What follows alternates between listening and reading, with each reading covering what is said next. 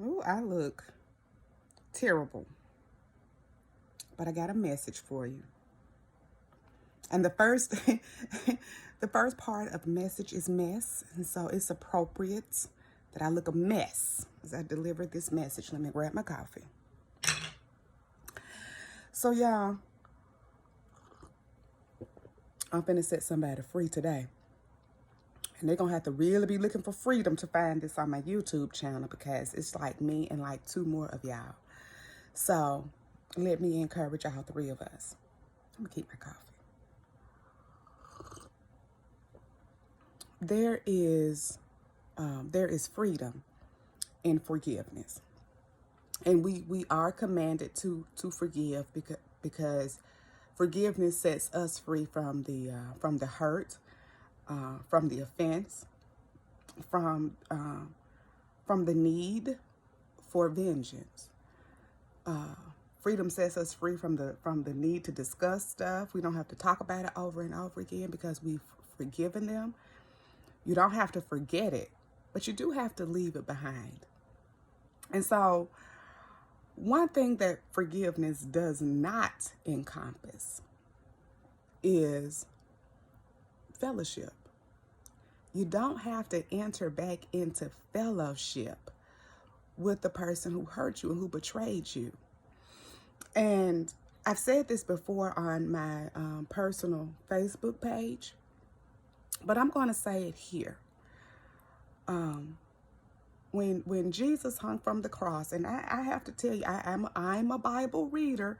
I'm not a preacher, a pastor. I'm not a theologian. I don't have any credentials that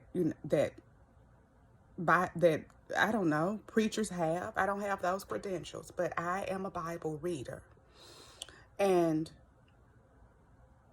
as Jesus hung dying, he said, "Forgive them." He prayed for them. And he prayed that God, his Father, forgive the people. As in the days leading up to the crucifixion, Jesus gathered his disciples together and said that I'll be betrayed and turned over to the authorities to be scourged and mocked, and I'll die, but I'll come back on the third day. Judas was right there in the mix, hearing all of this. Right there in the mix, hearing this, and knowing that it was him. Now, once Judas had done what he had to do and turned Jesus over, he went and hung himself. But when we get to the part of the cross where Jesus hang dying, I want to say lay dying, where Jesus is hanging up there and life is draining out of him, he said, "Forgive them, for they know not what they do." Okay. Jesus forgave them. Jesus even prayed that God himself forgive them. But what did Jesus not do? Jesus did not waste the power of the resurrection to go and find those people who had done it and re-enter into fellowship with them and hug them and cry with them and all this other yah. You can forgive people and never fool with them again. You can love them from a far distance, leave them where they are. Y'all are so holy that y'all be completely wrong. Get in this word. You ain't got to re-enter into a relationship with anybody you have had to forgive. You are supposed to forgive them. And the forgiveness is more for you than it is for them anyway. But Jesus didn't go traipsing all through the town looking for the crucifiers. He didn't go to the scene of the crucifixion like, where is everybody? No. He went and found the people who loved him and supported him and got more love and support. Stay out of these folks' face. Forgive them and forget them. Don't forget what they've done. Forgive them and forget them. Jesus didn't even go find Judah's family, or it's not written. Jesus didn't go find nobody who had hurt him. He went and found those people who loved him. Love the people who love you. If you've had to endure a crucifixion, fine. It's fine to forgive. It's right to forgive. It's biblical to forgive. But putting yourself back in the same situation to get crucified again, what do y'all think he would have done? People would have done once they saw him alive again? Some would have probably been scared and ran away, or some would have been converted, into belief.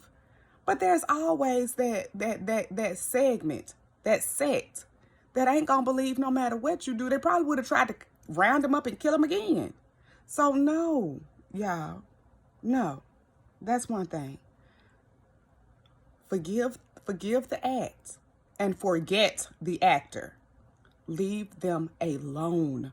Quit rolling back into fellowship with folks you had to forgive, particularly when they haven't, asked your pardon, particularly when they're not sorry about it. But, the sister that I am, even when they are sorry, you're going to get this long, extra, ultra long handle spoon. The other thing, we're still dealing with the fallout, or I'm still watching the fallout of Will Smith slapping Chris Rock. Y'all so weird. Y'all, okay. Apparently, and I didn't know this because I don't follow Chris Rock that closely. I don't hate him. I don't love him either. He's just, he's Chris Rock. I just know of him. Well, apparently he has a bunch of siblings. And one of his siblings, Tony Rock, is really mad, understandably, really mad about his brother being embarrassed like that. And I'm like, yeah, you're supposed to be mad. He's doing what a good sibling does and being mad. Let me tell y'all what I see on social media and in my family. Let me put it this way. You ain't gonna hurt my brother and be my friend. You just ain't gonna do it. You ain't gonna hurt my child and find a friend in me. You're not going to offend my mother and be my friend. You can't stay in fellowship with me if you have betrayed someone I love and you have hurt somebody I love. Y'all be kiki-king and liking and, commenting and playing and engaging with people who done hurt your brother.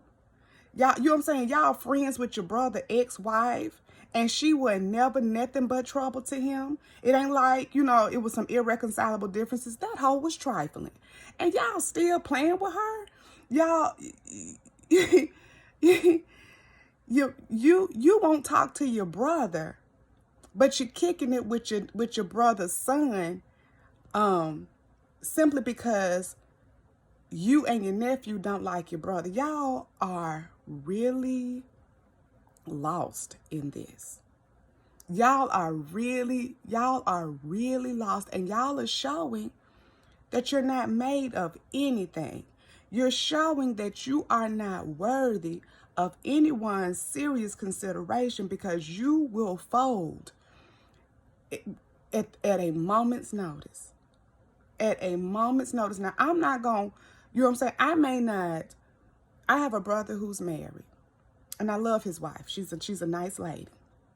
I love my nieces and my nephews. If anything ever happens between them, and I hope it does not, because they've been married too long at this point, I hope nothing happens between them, no divorces or anything like that.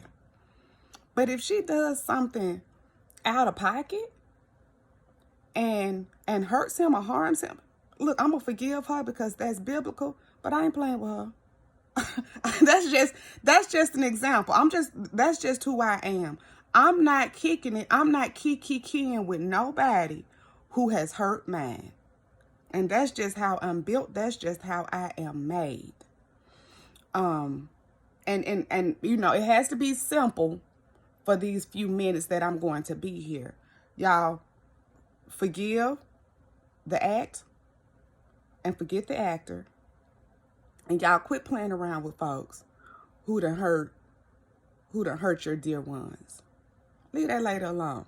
If she'll dog out your brother, sis, she'll certainly dog you out too. If she'll harm him, she'll certainly harm you. You the ex-husband, sister. She don't care nothing about you either. So y'all need to start using your heads. Use your head. Okay? And this was a message from the messenger who looks a mess. Y'all have a good day. Bye.